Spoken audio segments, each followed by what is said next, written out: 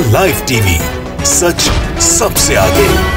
दोस्तों, आज हम आपको दो बैक टू बैक ऐसी खबरें दिखाने जा रहे हैं जिसके चलते मोदी सरकार की जमकर फजीयत हो रही है। तमाम तरह के सवाल पूछे जा रहे हैं कि पहले सोए क्यों रहे, क्यों चुनाव में व्यस्त थे, और अब जब बच्चों को वापस यूक्रेन से लाया जा रहा है तो क्यों उस पर इतराया जा रहा है, पीठ थपथपाई जा रही है, क्यों ये बार बार जाहिर करने की कोशिश की जा रही है कि ये सब प्रधानमंत्री नरेंद्र मोदी की वजह से है। तो वही दूसरी खबर भी बेहद महत्वपूर्ण है, क्योंकि जहां से सरकार चलती है, जहां महत्वपूर्ण मंत्रालय है, उन्हीं मंत्रालय के अधिकारियों ने, कर्मचारियों ने झंडा बुलंद कर दिया है मोदी सरकार के खिलाफ। कई तरह की आवाजें नॉर्थ ब्लॉक से आने लगी। क्या है नॉर्थ ब्लॉक और क्या है इनकी मांगें, आज हम अपने इस वीडियो में पूरे विस्तार से आपको बताने जा रहे हैं। नमस्कार, मैं हूं प्रज्वल गौतम और आप देख रहे हैं द लाइव टीवी।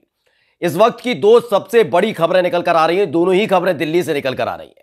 दरअसल एक खबर तो आपको पहले से ही पता होगी, यूक्रेन वाली, वो बाद में इस बताएंगे, लेकिन पहली खबर बहुत महत्वपूर्ण हो जाती है, क्योंकि प्रधानमंत्री नरेंद्र मोदी जब उत्तर प्रदेश के चुनावों में घूम घूम कर मंच से ये कहते हैं कि युवाओं को रोजगार दिया गया है, तमाम जो दिक्कतें थी, परेशानी थी, उन्हें खत्म की गई है, लेकिन वो अपने ही मंत्रालय में इन तमाम चीजों को संभाल नहीं पाते, क्योंकि उन्हीं के मंत्रालय के तमाम कर्मचारियों यानी केंद्रीय कर्मचारियों ने नॉर्थ ब्लॉक में जो हंगामा काटा है उसे देखकर हर कोई सन्न रह गया है। क्यों हंगामा काटा है वो बाद में बताएंगे, पहले ये तस्वीरें देख लीजिए।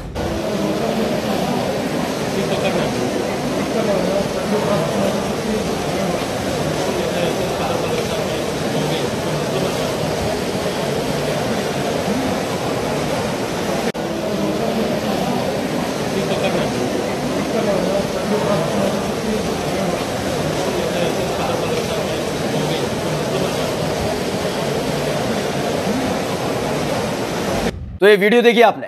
सबसे पहले आपको दिखाते हैं कि क्या कुछ लिखा है। एक सूर्य प्रताप सिंह है, रिटायर्ड आईएएस है, उन्होंने कहा ये कभी नहीं हुआ, इतना प्रतिरोध करने की हिम्मत कहां से आई। नॉर्थ ब्लॉक मतलब मोदी जी की नाक के नीचे, कर्मचारी प्रदर्शन करने बाहर निकल पड़े, बदलाव की हवा। दरअसल आपको बता दें कि नॉर्थ ब्लॉक में पूरी सरकार बैठती है, यानी रक्षा मंत्रालय वहां पर है, वहां पर डिफेंस के साथ साथ तमाम और मंत्रालय के ऑफिसेज हैं, यानी पूरी तरीके से अगर सरकार को देखा जाए तो सरकार नॉर्थ ब्लॉक और साउथ ब्लॉक से चलती है, और वहां पर अधिकारी बैठते हैं। थोड़ी दूर पर राष्ट्रपति भवन भी है और प्रधानमंत्री का कार्यालय भी है, तमाम चीजें आसपास ही हैं।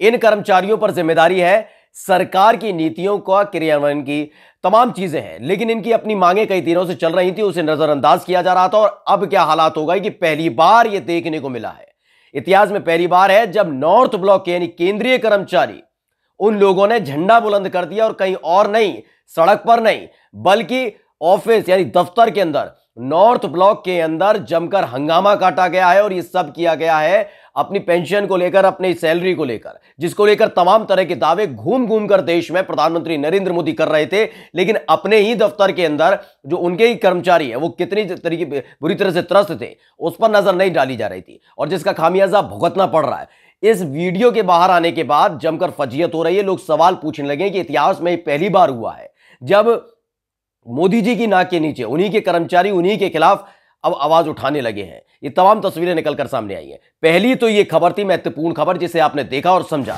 अब हम आपको दूसरी खबर की तरफ ले जाते हैं, क्योंकि एक तरफ जब प्रधानमंत्री नरेंद्र मोदी के कार्यालय के ही कर्मचारी उनके खिलाफ आवाज बुलंद कर रहे थे, झंडा बुलंद कर रहे थे, तो वही दूसरी तरफ तमाम जो उनके कैबिनेट मंत्री हैं, जो बड़े बड़े नेता हैं भारतीय जनता पार्टी के, एक विपदा की स्थिति में पीठ थपथपाई रस्म का निर्वहन कर रहे थे। यानी कि ये बता रहे थे कि यूक्रेन में जिस तरह के हालात हैं, वहां से अगर जिस तरह से छात्र छात्राओं को वापस लाया गया, उसके पीछे किसी और का हाथ नहीं, सिर्फ और सिर्फ प्रधानमंत्री नरेंद्र मोदी है, उनकी वजह से हुआ है। वो बात अलग है कि जब इस तरह का युद्ध हुआ, जब से शुरू हुआ था, उससे लेकर आखिर तक प्रधानमंत्री नरेंद्र मोदी चुनावों में व्यस्त नजर आ रहे थे, एक शब्द नहीं बोल रहे थे।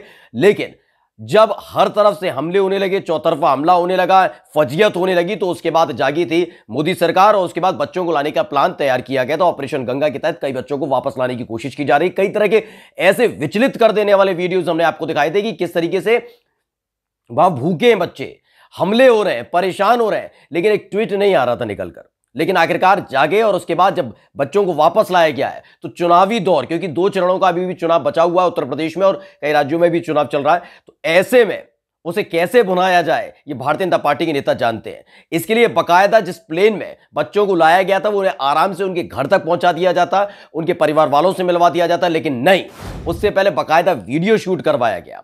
बकायदा ये बार बार बच्चों के दिमाग में बैठाया गया कि अगर प्रधानमंत्री नरेंद्र मोदी हैं, उन्हीं की वजह से आप वापस लौट पाए, क्योंकि वो लगातार रशियन प्रेसिडेंट से बात कर रहे थे, वो यूक्रेन के प्रेसिडेंट से बात कर रहे थे और बार बार इसका जिक्र किया जा रहा था। पहले वीडियो देखिए कि कैसे नागरिक उड्डयन मंत्री यानी कि ज्योतिरादित्य सिंधिया जब पहुंचे थे प्लेन के अंदर बच्चों के पास, तो बच्चों के चेहरे भी देखने लायक थे कि क्यों भाषण दे रहे हो। हमें भी मालूम है, हमने कैसे यूक्रेन में समय बिताया है। जब ये हमले हो रहे थे तो कोई सुनने वाला नहीं था, रहम लगातार हम तो वीडियो जारी कर रहे थे, उसके बाद जागे आप। पहले आप उनका भाषण सुन लीजिए, जो स्वर्णिम भाषण है इस वक्त का, जिसको देखकर बच्चे भी बेचारे उदास बैठे हुए थे। सुनिए कि कैसे प्रधानमंत्री नरेंद्र मोदी के गुणगान गाए जा रहे हैं, सुन लीजिए। प्रधानमंत्री जी is in touch with the Ukrainian राष्ट्रपति जी, द कॉन्वर्सेशंस आर ऑन। ये तो है ज्योतिरादित्य सिंधिया।